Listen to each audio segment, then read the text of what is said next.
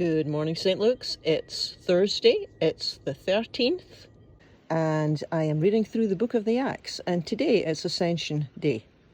Yeah, I know I've been going on about the Ascension a lot this last couple days because I'm getting some new insight into the whole thing. Yeah, Jesus, he didn't get resurrected to die again. So yes, Ascension is, he's no longer limited to walking around on the earth. But still, there's this common understanding that God is somehow up in heaven and we are down here on the earth, and that split really isn't helpful.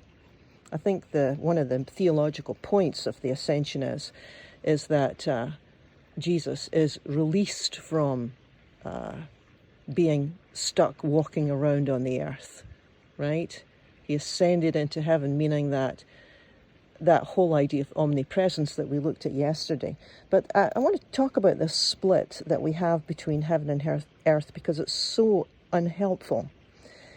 If we believe that God is present everywhere, if we believe that God is in all places, I think it would have affected how we look after things, right? I think it would, if we believe that God was very present on this earth, I think it would affect how we care for animals, for example, or fields, or plants, or trees.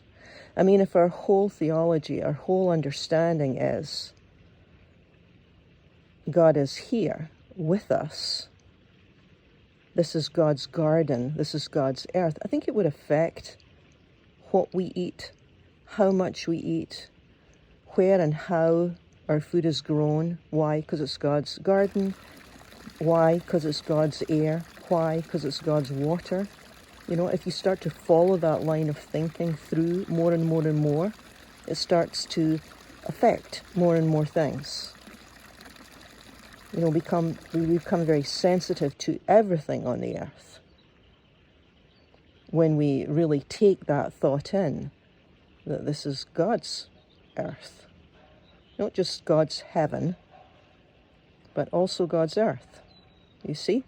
That's the whole ecological movement, I'm sure. But it's something to consider. Peace be with you.